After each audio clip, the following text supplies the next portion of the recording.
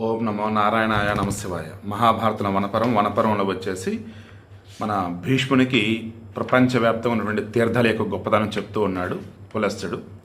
అందులో వచ్చేసి ధమీ తీర్థం గురించి నేను మాట్లాడుకున్నాను ఈరోజు. రాజా, సర్వశక్తి సంపన్నుడైన విష్ణువు లోక సంగ్రహానికై దానవ సంహారం ఆచరించి ఈ క్షేత్రంలో స్నానం చేసి పవిత్రుడయ్యాడు.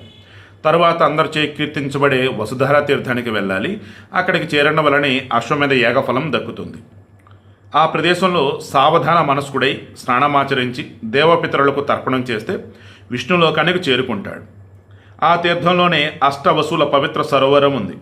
అక్కడ స్నానం జలపానం చేస్తే వశువులకు ప్రీతిపాత్రుడవుతాడు. దాని పేరు సర్వ పాపాలను పోగొట్టగల సింధూత్తమ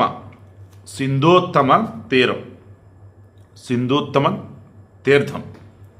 సింధు ప్లస్ ఉత్తమ అనుకోండి, సింధు ఉత్తమ తీర్థం.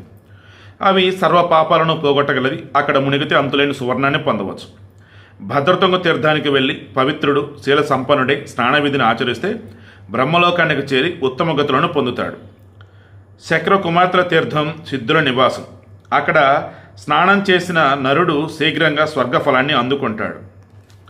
సిద్ధులచే సేవింపడే రేణుకా తీర్థం అక్కడే ఉంది. అక్కడ స్నానం చేసిన బ్రాహ్మణుడు చంద్రునితో సమానంగా నిర్మలుడవుతాడు.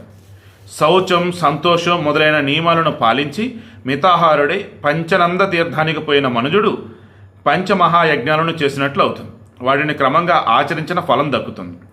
అక్కడి నుంచి భీమతీర్థానికి పోయి యోని తీర్థంలో స్నానం చేస్తే మానవుడు దేవీ పుత్రుడిగా అవతరిస్తాడు. అతని శరీరకాంతి బంగారంలా ఉంటుంది. ఆ తీర్థాలను సేవిస్తే 1000 గోవులు దానం చేసిన ఫలం సిద్ధిస్తుంది. ముల్లోకాలలో ప్రసిద్ధమైనటువంటి శ్రీకుండానికి పోయి బ్రహ్మదేవునికి నమస్కరిస్తే గో సహస్ర దాన ఫలం దక్కుతుంది. అక్కడి నుంచి ముందుకు సాగి విమల తీర్థయాత్ర చేయాలి. ఇప్పటికీ అక్కడ బంగారు, వెండి రంగులు గల చేపలు కనిపిస్తాయి. ఆ ప్రదేశంలో స్నానం చేసి శీఘ్రంగా ఇంద్రలోకానికి చేరుతాడు.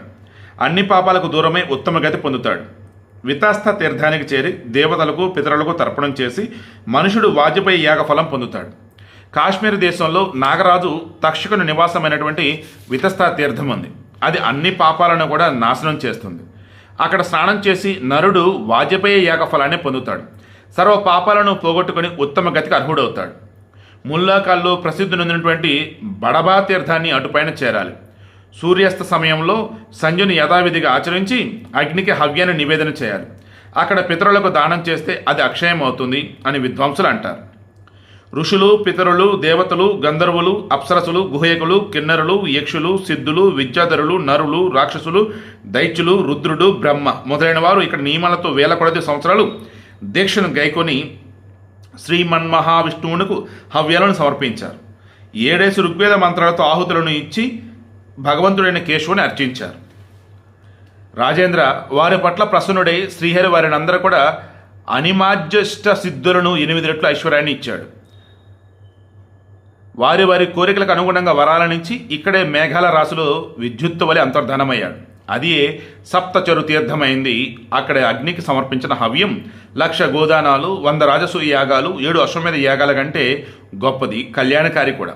అక్కడి నుంచి తిరిగి వచ్చి రుద్రతీరానికి చేరి మహాదేవుని పూజించిన యాత్రికుడు అశ్వమేధ ఫలాన్ని దక్కించుకుంటాడు. బ్రహ్మచర్యాన్ని పాటిస్తూ ఏకాగ్ర చిత్తంతో మణిమంతమైన తీర్థంలో ఒక రాత్రి నివసిస్తే అశ్వమేధ యాగఫలం పొందుతాడు. లోక విఖ్యాతమైన దేవికా తీర్థానికి ఆపై చేరి బ్రాహ్మణుల ఉత్పత్తిని గురించి వినవచ్చు. అది త్రిశూలపాణి, శివుని స్నానమని ముల్లోకాలలో ప్రసిద్ధి. దేవికా తీర్థంలో స్నానం చేసి శివునికి హవ్యాన్ని సమర్పిస్తే అన్ని కోరికలు కూడా తీర్చగల యజ్ఞఫలం వస్తుంది. అక్కడ దేవతలు పూజించే శివుని కామతీర్థం ఉంది. అక్కడ స్నానం ఆచరించిన నరుడు శీఘ్రంగా సిద్ధిని పొందుతాడు. రిమైనింగ్ ఏమైతే ఉన్నాయో రేపు కంప్లీట్ చేద్దాం.